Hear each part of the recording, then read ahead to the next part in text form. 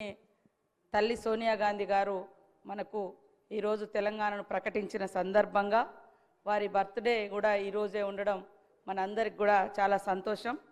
వారికి సందర్భంగా పుట్టినరోజు శుభాకాంక్షలను కూడా తెలియజేస్తా ఉన్నాను అధ్యక్ష.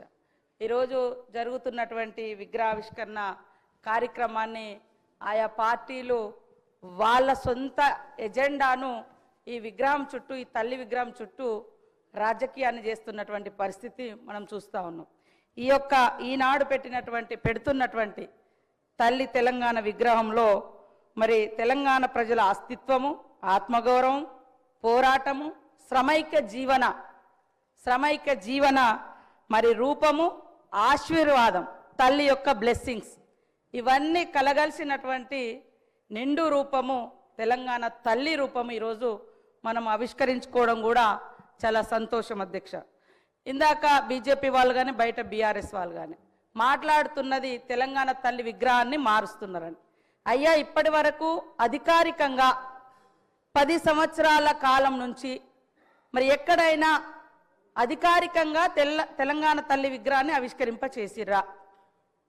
కేవలం వాళ్ళ పార్టీ రూపాలు, వాళ్ళ జెండా రూపము, మరి కేటీఆర్ చెల్లికి దేవతా విగ్రహ రూపాన్ని ఇచ్చుకుంటే ఎట్లా ఉంటుందో ఆ రకమైనటువంటి విగ్రహాలను వాళ్ళు పెట్టుకొని దాన్ని తెలంగాణ తల్లిగా వాళ్ళు ఇన్ని రోజులు ప్రజల మీద రుద్దిండ్రు.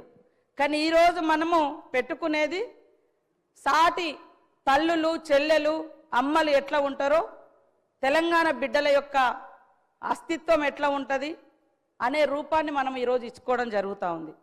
10 సంవత్సరాలైనా కూడా వాళ్లకు కనీసం ఒక తల్లి విగ్రహాన్ని ఏర్పాటు చేసుకుందాం అనేటువంటి ఆలోచన రాలేదు.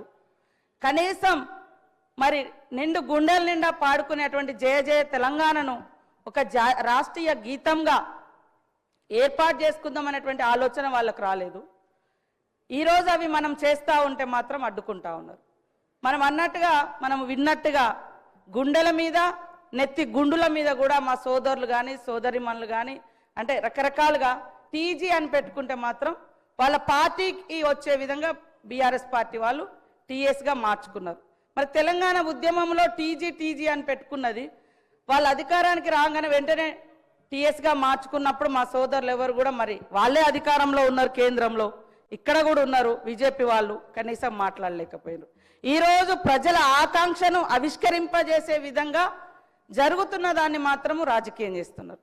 ముఖ్యంగా మేము తెలంగాణ కోసమే పుట్టినాం, తెలంగాణ కోసమే చేస్తామని చెప్పినటువంటి ఈనాటి బీఆర్ఎస్ పార్టీ తెలంగాణ పేరుతోటి అధికారంలోకి వచ్చిన తర్వాత ఇక ఈ రాష్ట్రంలో మాకు ఎదురేం లేదు, ఇక మేము దేశమంతా వ్యాపిస్తాం కాబట్టి భారత రాష్ట్ర సమితి అని కూడా తెలంగాణ అనేటువంటి పదాన్ని కూడా వాళ్ళు తొలగించారు. వాళ్ళు ఇవాళ మళ్ళీ తెలంగాణకు వ్యతిరేకం, తెలంగాణ అస్తిత్వానికి వ్యతిరేకం. అయ్యా, వేరే వాళ్ళు పాట రాస్తే మీరు రాష్ట్రీయ గీతంగా మనసు ఒప్పలేదు పెట్టడానికి. కనీసం ఒక్కరోజు కూడా స్కూళ్ళల్లో, బళ్ళల్లో, గుళ్ళల్లో ఎక్కడ కూడా ఆ యొక్క గీతాన్ని మీరు వినడానికి కూడా ఇష్టపడలేదు. ఈరోజు మా అందరికి గర్వంగా కూడా ఉంది. ఎక్కడ వెళ్ళినా కూడా ఫస్ట్ జయ జయ తెలంగాణ అని ఒక దళిత బిడ్డ రాసినటువంటి పాటను మేమందరం కూడా వింటుంటే నిజంగా మనసు పులకరిస్తూ ఉంది. అదేవిధంగా ఇక్కడ చూస్తున్నటువంటి ప్రతిరూపం తల్లి విగ్రహాన్ని కూడా చూస్తుంటే మమ్మల్ని మేము చూసుకున్నట్టుగా, మా అక్క చెల్లెలను చూసుకున్నట్టుగా, మా తల్లులను చూసినట్టుగా మాకు అనిపిస్తూ ఉంది.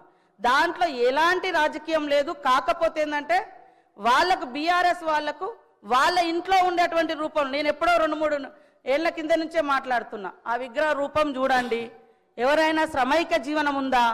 మీరు తెలంగాణ తల్లి విగ్రహం పెట్టండి, కానీ దేవత రూపం ఇచ్చి ఇవాళ కొంతమంది ధనము ధాన్యంతో ఉండొచ్చు, కానీ తెలంగాణ సమాజం అట్లా లేదు. ఇందాక మా సోదరుడు వీరేశం గారు అన్నట్టుగా తెలంగాణ బిడ్డలు మట్టి బిడ్డలే కానీ ఎట్టి బిడ్డలు కాదు, గట్టి బిడ్డలు. ఆ గట్టితనాన్ని, ఆ శ్రామిక తత్వాన్ని, పంటను, అదేవిధంగా కష్టాన్ని కూడా అందులో చూపించినటువంటి మరి ప్రతిరూపంగా మనం చూస్తూ ఉన్నాం. అదేవిధంగా మరి ఇందాక మా సోదరులు కూడా నా పేరు చెప్పడం జరిగింది. నేను ఇచ్చేది అధికారికంగా జిల్లా కలెక్టర్లకు ఎన్ఆర్జీఎస్ వాళ్ళకి ఇస్తున్నాం, లేదా ఏమైనా గతంలో ఎక్కువ ఇచ్చిన కాడ కొద్దిగా తక్కువ ఇచ్చి ఇస్తున్నాం, ఎందుకంటే ఆల్రెడీ ఎక్కువ డబ్బులు వాళ్ళకు పోయిన కాడ కాన్స్టిట్యున్సీకే ఇస్తున్నాం కానీ వేరే రూపంలో లేదు. అదేవిధంగా ఇందాక మా వాళ్ళు మాట్లాడుతున్నారు మా బీజేపీ సోదరులు, మరి సోనియా గాంధీ గారిని మోడీ గారు తెలంగాణ ఎట్లా ఇచ్చినావు, తల్లిని చంపి నువ్వు బిడ్డనిచ్చినావు అని నిండు సభలో అవమానించిరు. ఆ రోజు కనీసం ఎవరు మీరు అది కాదు అని తెలంగాణ నుంచి మరి బీజేపీ నాయకులు కానీ బీఆర్ఎస్ నాయకులు కానీ దానికి ఆ యొక్క విధానాలకు వ్యతిరేకంగా మాట్లాడలేకపోయారు. కాబట్టి మేము ఎక్కడున్నా మేము పోరాటంలోనే ఉన్నాము.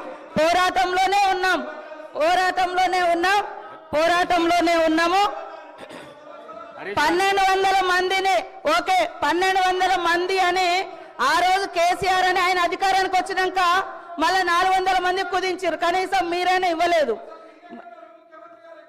ఎక్కడ ఉన్నామనేది అంటే మేము ఎక్కడున్నాం, ప్రజలలో ఉన్నాం, పోరాటంలో ఉన్నాం. తెలంగాణ ఉద్యమంలో నేను కూడా జైలు వేసిన 7 రోజులు ములుగు కేంద్రంగా నిరాహార దీక్ష కూడా చేసినాం.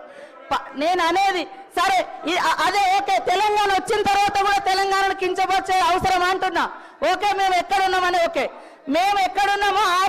మేము ఎక్కడున్నామో ఈ రోజు అదే పార్టీతో మీరు అంటగలుగుతున్నారు కదా. మేము ఆ రోజున్న పార్టీతో ఈ రోజు మీరు అంటగలుగుతున్నారు కదా. ఆ పార్టీ మీద డిపెండ్ అయ్యే ఇలా కేంద్రంలో మీ ప్రభుత్వం నడుస్తుంది కదా అని నేను అంటున్నా.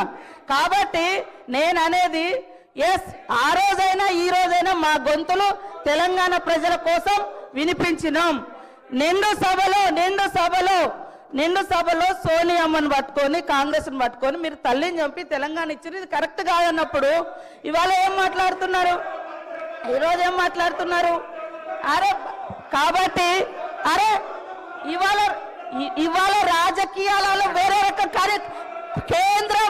కేంద్రంలో పార్లమెంట్ వేదికగా మాట్లాడితే మీరు ఎందుకు మాట్లాడలేదు?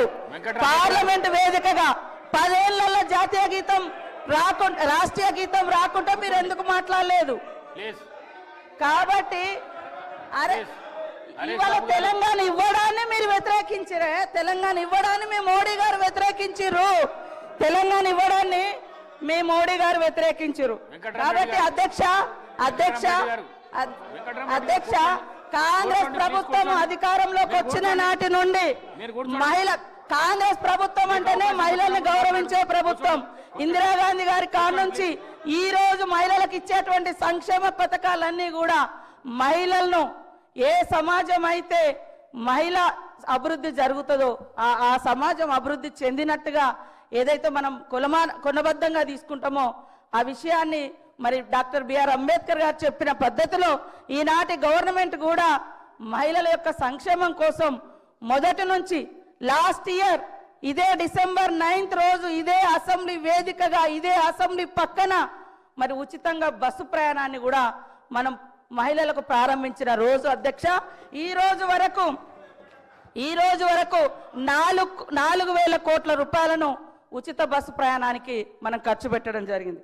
ఈ సందర్భంగా 118 కోట్ల మహిళా ప్రయాణాలు జరిగింది. నష్టాలలో ఉన్నటువంటి బస్సును ఆర్టీసీని ఈరోజు లాభాల్లోకి తీసుకొచ్చే ప్రయత్నం చేస్తూ ఉన్నాం. అదేవిధంగా గతంలో కాంగ్రెస్ ఉన్నప్పుడు దేశంలో 450-500 గ్యాస్ ఉంటే బీజేపీ వచ్చిన తర్వాత 1200 పెంచింది.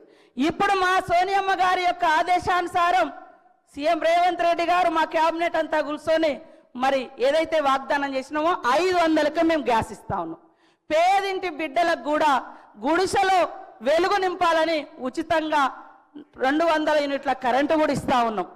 మీరు 10 ఏళ్లలో రైతులకు రుణమాఫీ చేయలేదు, తీసుకొస్తానన్నటువంటి బ్లాక్ మనీ తీసుకురాలేదు, 2 కోట్ల ఉద్యోగాలు ఇవ్వలేదు. ఇవన్నీ 11 ఏళ్ళైనా మీరు చేయలేదు. 1 ఇయర్లో చేయలేదు అనడం ఎంతవరకు,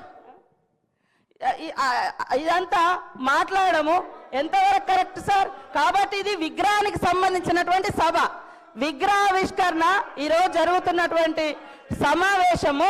సీఎం రేవంత్ రెడ్డి గారు ఇవాళ విగ్రహావిష్కరణకు సంబంధించినటువంటి ఇన్విటేషన్ స్టేట్మెంట్ ఇవ్వడం జరిగింది.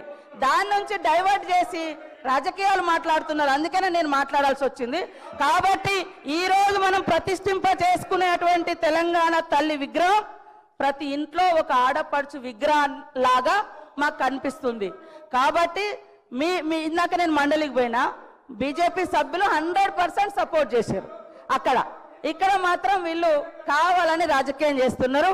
బీఆర్ఎస్ వాయిస్ బీజేపీ వాయిస్ ఒకటే అనేది స్పష్టమవుతుంది. వాళ్ళు బయట చేస్తారు, మీరు లోపల చేస్తారు, అంతకంటే తేడా లేదు. కాబట్టి ఈ విగ్రహాన్ని తెలంగాణ అస్తిత్వ విగ్రహం ఇది. అందరూ సంతోషంగా ఈ సభలోకి రావాలి, విగ్రహావిష్కరణ సభలోకి రావాలని కోరుతా ఉన్నాను. రాకేష్ రెడ్డి గారు ప్లీజ్ గౌరవ మంత్రి గారు శ్రీనివాస్ రెడ్డి గారు. అధ్యక్ష, థ్యాంక్ యూ వెరీ మచ్. ఈ డిసెంబర్ 9 అంటే